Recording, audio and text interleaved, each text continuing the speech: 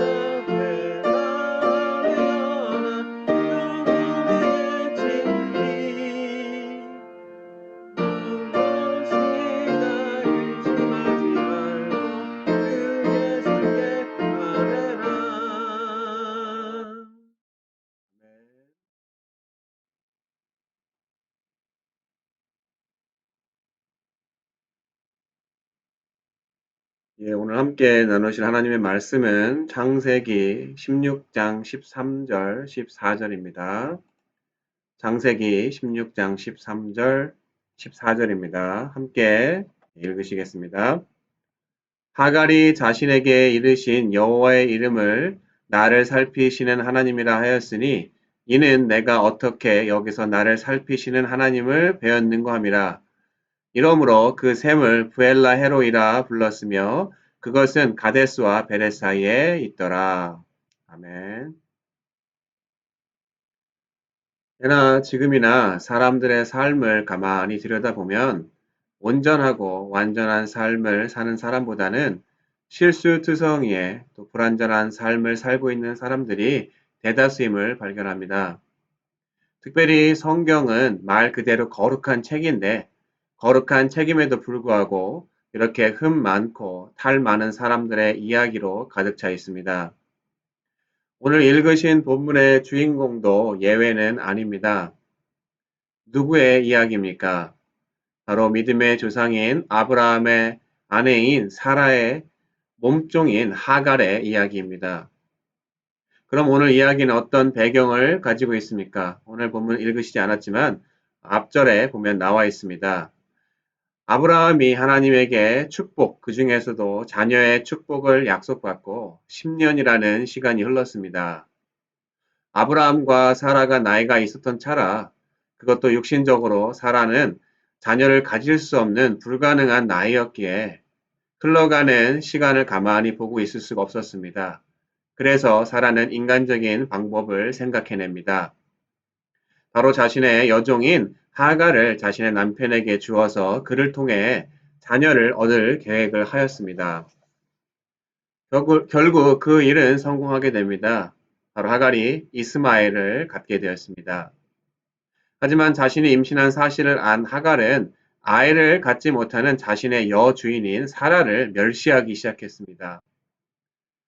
결국 사라는 화가 났고 이 사실을 아브라함에게 이야기했습니다. 이때 아브라함은 본 처인 사라에게 본인의 종이니 본인이 알아서 하라고 이야기를 합니다. 결국 사라의 보복을 두려워하여 하갈은 아들 이스마엘과 함께 광야로 도망 나오게 되었습니다. 그리고 오늘 본문 16장처럼 우물가에 앉아 있다가 여호와의 사자를 만나게 됩니다.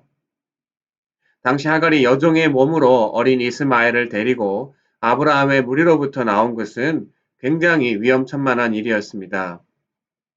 왜냐하면 당시의 문화는 부족사회, 시족사회였습니다. 그리고 그 부족사회와 시족사회 간에는 충돌이 많이 있었습니다. 그렇기 때문에 이런 보호막과 울타리가 되어줄 수 있는 남주인, 여주인, 그리고 같은 처지에 있는 다른 많은 종들이 있는 무리를 벗어나서 여자 혼자 종의 신분으로 아이를 가지고 공동체를 나가게 되면 앞으로 일어날 일들은 보지 않아도 뻔히 그 앞을 알 수가 있었습니다. 그냥 고생으로 끝나는 것이 아니라 광야에서 굶어 죽을 수도 있고 또 다른 부족이나 나쁜 사람들로부터 해코지를 당하거나 사라로부터 받을 수 있는 것보다 더 큰 학대나 수모를 다른 부족으로부터 당할 수도 있는 상황이었습니다. 바로 이런 상황에 여호와의 사자가 그러한 하갈에게 나타나서 그를 도리어 축복하고 위로하며 다시 주인인 사라에게로 돌아가라고 이야기합니다. 그러고 나서 오늘 본문에 하갈은 고백합니다. 나를 살피시는 하나님을 보았노라. 본문에서도 원어로 부엘라 헤로는 나를 살피시는 살아계신 이의 우물이란 뜻입니다. 살아계신 여호와 하나님, 그리고 그가 나를 살피신다. 이것이 주는 위로는 굉장한 의미가 있습니다.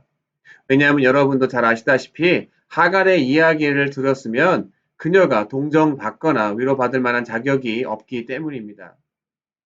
하갈 본인의 선택은 아니었지만 하나님의 약속을 기다리는 대신 조급해진 사라가 저지른 인간적인 실수, 바로 자신의 남편에게 첩으로 준 비극의 시작에 엮인 사람이 하갈이었던 것입니다.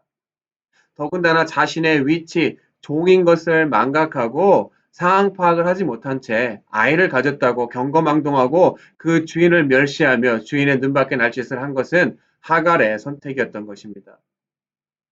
바로 사라의 실수인 인간적인 방법으로 자신이 아이를 갖게 한 것이 자신의 선택인 것처럼 마치 대단하게 생각하고 자신의 여주인을 멸시했던 것은 하갈이 그가 스스로 도망가게끔 한 그러한 결정적인 요인이었습니다. 이렇게 남의 잘못, 내 잘못이 뒤죽박죽 되어서 어떤 사단이 나도 별로 동정받지 못할 상황과 처지에 또 신분의 사람이 하갈이었던 것입니다. 하지만 그럼에도 불구하고 여호와의 사자는 하갈의 곤궁함을 그냥 지나치시지 않고 그를 통하여 또 다른 하나님의 백성을 이루는 놀라운 일을 이루셨습니다. 그럼 이 모든 것이 가능한 것은 무엇 때문이었습니까? 바로 축복과 구원의 주체는 사람이 아닌 하나님이심을 분명히 드러내고 있는 것입니다. 하지만 이스라엘 역사를 보면 어떻습니까? 사람들이 어떻게 생각했습니까? 성경에서 믿음의 조상인 아브라함의 후손으로 일컫는 이스라엘 백성들은 자신들을 제외한 다른 모든 사람들은 이방인으로 취급하고 심지어 성경에서 그들을 개라고 취급할 정도로 경멸했습니다. 자신들만 아는 아주 이기적이고 배타적인 집단이 이스라엘 백성들이었습니다. 결국 아브라함과 그의 자손들을 제외한 나머지 사람들은 하나님의 관심 밖의 사람들이고 선택받거나 사랑받지 못했다고 이스라엘 백성들은 착각했던 것입니다.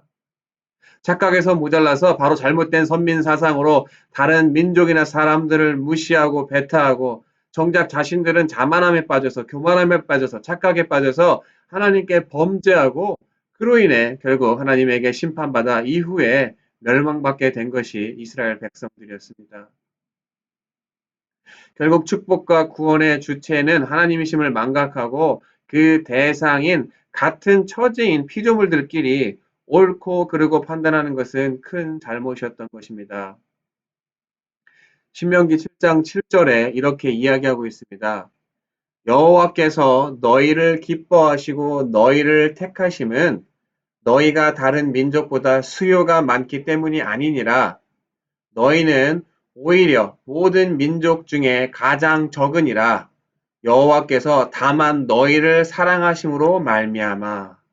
하나님이 선택하신 것은 숫자가 많기 때문이 아니라 숫자가 가장 적고 또 하나님께서 다만 너희를 사랑하시기 때문에 택하신 것이었습니다. 창조자 하나님은 자신의 영광이 없는 연약한 자의 편을 들어주십니다. 더욱이 하늘 아래에 있는 모든 사람들은 하나님의 피조물이기 때문에 피조물의 주인이신 창조주 하나님은 그들의 처지와 형편과 행위나 삶 때문에 조건적으로 살피시고 보호하시는 것이 아니라 그들이 내 것이기 때문에 무조건적으로 사랑하시고 또 살피시는 것입니다. 물론 잘못을 하면 거기에 따른 징계, 훈육은 필요합니다. 하지만 그것도 결국 사랑하는 자녀이기 때문에 또 관심이 있기 때문에 가능한 일인 것입니다.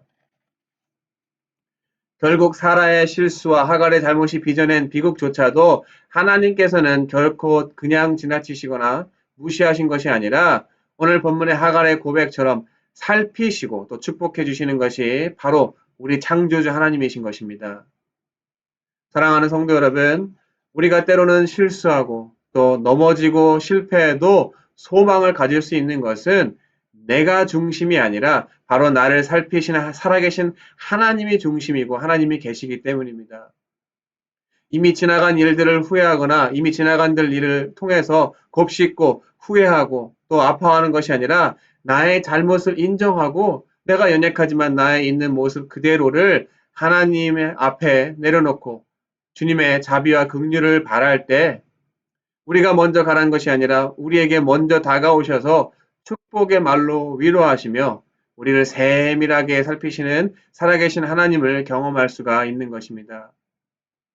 비록 현재 코로나 바이러스 또 다른 여러 가지 문제들을 통해서 어렵고 힘든 상황이지만 연약한 자를 그냥 두시지 않으시고 연약한 자의 무릎을 일으켜 세우시고 그 형편을 세밀히 살피시는 살아계신 하나님을 찾으시고 또 그분을 만나셔서 오늘 하갈의 고백과 같은 신앙의 고백을 하시는 저와 여러분이 되시기를 간절히 축원합니다. 기도하겠습니다. 사랑의 하나님 감사합니다. 우리의 연약감까지도 주님께서는 그냥 지나치지 않으시고 세밀한 음성까지 들으셔서 우리를 축복해 주시고 또 우리를 살피시고 우리의 필요한 것들을 공급해 주시는 우리의 창조자 하나님이시고 또 우리 하나님 아버지이심을 이 시간에 고백합니다. 하지만 우리가 우리의 잘못을 합리화하기보다는 우리의 있는 그대로의 모습, 연약함을 주님 앞에 고하고 또 잘못한 것이 있으면 회개하고 진심으로 주님의 긍휼과 자비를 바랄 때 우리를 통하여 역사하시고 우리를 축복하시는 놀라운 하나님의 은혜를 날마다 경험할 수 있도록 주님 축복하여 주시옵소서. 특별히 우리 아틀란타 다민족교회 우리 한인 성도님들의 모든 가정과 또 사업터와 일터와 모든 삶의 영역에서 하나님이 친히 개입해 주시고 보호하여 주시고 도와주셔서 하나님과 함께하는 삶이 얼마나 복된 삶인지를 많은 사람들이 깨달아 알 수 있도록 저희 모두를 축복하여 주시옵소서. 이 모든 말씀 살아계신 예수 그리스도 이름으로 기도드렸습니다. 아멘.